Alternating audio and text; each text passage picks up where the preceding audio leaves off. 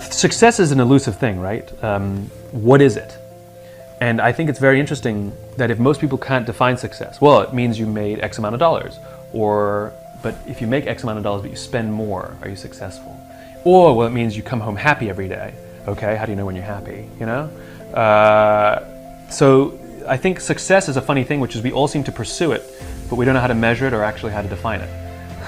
So how do you pursue something that you can't measure? Fascinating. So when people say to me, how do you measure success? The question we all have to ask ourselves, am I successful? I don't know. I mean, I had a good year last year.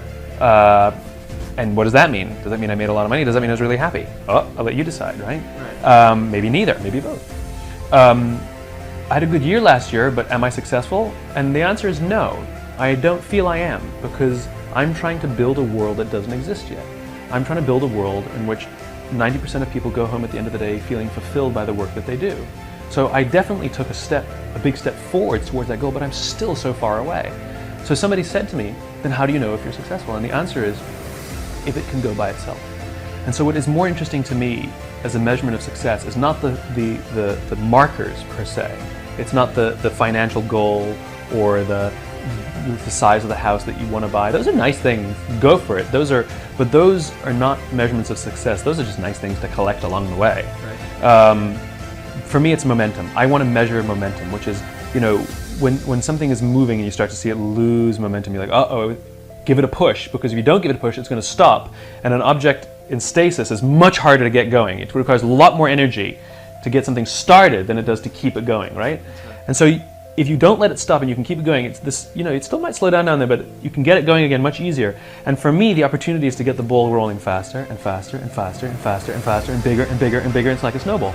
And my responsibility is, because it's not rolling downhill yet, it's not on automatic yet, I need to still keep it going to find that critical mass where it can go, and at the point it can go by itself without me, then I will find something else to do.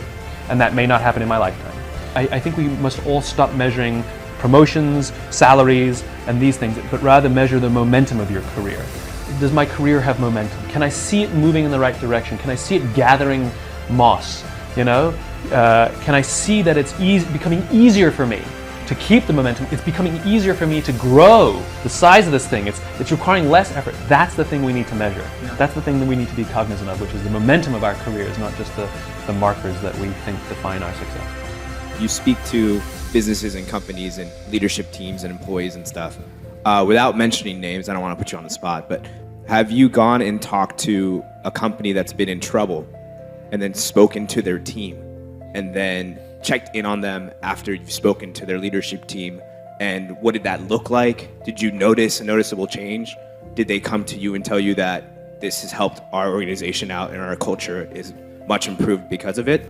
I'm not anybody's, like, you know, mom or dad. I'm not going to do it for you. And I have a very laissez-faire approach of it. I once had a client, this is a bunch of years ago, that said, what guarantee do I have that your stuff will work? Which my answer was, none. Like, I'm giving you a tool. It's like a hammer. You can use it broadly or narrowly. You can build a table, you can build a house. It's the same tool. You can use it for marketing, you can use it to completely revitalize your entire culture. And even though I'm going to sell you the most beautiful hammer, I'm not going to guarantee the structural integrity of the house, right? It's your business. You want to ignore all my stuff? Ignore it. I don't care. And if your business collapses, you know what happens to me? Nothing. Like, I don't mean to be cold about it. Like, of course I want the people I work with to do well, but it's not mine. It's theirs. And I take no emotional responsibility for the decisions they make. So yes, there are many people that I've had the pleasure of working with, some who work for dysfunctional organizations, that went on the hard journey of completely changing the way they lead and completely revitalizing their culture, and it has great success. It's not because of me, it's because of them, right? At the same time, there are many people who came in like, what an amazing speech, and did nothing, you know, thanks, that was great, you know? And of course it's gonna fail, you know? So I think that we have too much, especially in the consulting world or the design world, everybody's so paternalistic about it. And designers are famous for this, right? They get so personally offended when the client chooses the wrong thing. Oh, they're such idiots. Don't they know we're trying to help them? Or who cares? Like, it's their freaking business, right? That's what you find. I've had that. Instead of arguing with somebody for them to make the right choice, because we genuinely want to help them. What I have found is if you push the accountability onto, because when we argue, we're taking accountability. This is better. This will help you. We're taking responsibility, accountability. But if we say, look, we've been doing this a bunch of years, we know more about design than you do, I'm telling you, for every reason that I can outline for you, why this will help you more. But if you don't want to do it, that's fine. It's your business. Do what you want. The minute you switch the accountability and put it all on them, amazingly, they're much more open to your opinion. So people are always talking about visions and missions and all of this stuff. When people ask me, like, what example should I look to? Like, what company should I? I'm like, here's an organization with a vision, a cause. It was founded with a cause. It's an entrepreneurial venture. America is an experiment. It's an entrepreneurial venture where a bunch of people got together and decided we needed to start our own country because there were certain obstacles that were getting in the way of a vision that we had of a better kind of country, better kind of company, right? And they stated it right out of the beginning. All men are created equal, endowed with these unalienable rights, amongst which include life, liberty, and the pursuit of happiness. And it's not just a competitive statement, like to be the best, to be the most respected. That's not what it was. And I'm amazed how many companies start their visions or missions with that terribly egocentric language. It was an ideal. And the amazing thing is we've been good at it and bad at it in our history, but it's endured for 240 plus years because we fundamentally believe that we are at our best when we're pursuing that. But it is an ideal. We will never actually achieve all people are equal, but we will die trying. And that's the point. And it's the same for a company, which is true vision inside a company, is something that has nothing to do with your product. It is an ideal to which you will attempt to build and advance that ideal through your company with your product. You'll never achieve the ideal, but you'll die trying, and this is what gives our work meaning. This is what gives our lives purpose, right? The difference between vision and a goal is the finish line. A goal is 26.2 miles. You can simply count the metrics and know when you've completed your goal.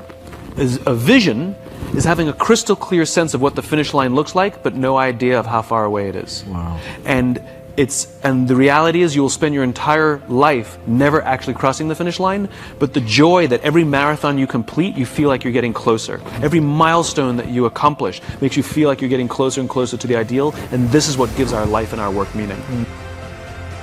How are you learning to better manage and motivate teams? I'm learning to manage teams by allowing the teams to do more themselves. There's a brilliant leader by the name of David Marquet, who wrote a book called Turn the Ship Around. And he had an experience as a submarine captain in the USS Santa Fe, where he realized that as much as he knew about submarining, he'd been a submariner his whole career, that put on this new submarine, he learned the hard way that he actually didn't know how the submarine worked. He made an order that nobody knew how to do it because that didn't exist on that side. And so he realized he had no choice but to trust his people. And he went through this transformation as a leader of telling everybody what to do to allowing people to tell him what should be done. And I've learned a lot from him, and I highly recommend his book. And I've really learned that, which is, at the top of the organization, as David says, the people have all the authority, and the leaders have all the authority, but at the bottom they have all the context, right? And so you can't just push all the context up, you have to push the authority down. And so the responsibility of leadership is to train people, make sure that they have the skill set, help build their confidence that they have the confidence to do what needs to be done. Yeah. They have to have competence and confidence. Right. And that's your job. That's the only job of the leader. It's like a parent. Make sure they have competence and confidence. Make sure your kids get schooling and make sure that they believe in themselves. And then leave them, And so I've done the same thing. Instead of sort of showing people how I would do it, I want them to learn how it's done, and feel good about themselves, and then just however they do it is how they do it. Yeah. And the result is remarkable. People feel better about coming to work. They feel like they have something to contribute. They feel more valuable, as opposed to just being told this is how I would do it or I'm going to do it this way. or do it my way. So yeah, completely changing my understanding of my job as more like a parent than a manager.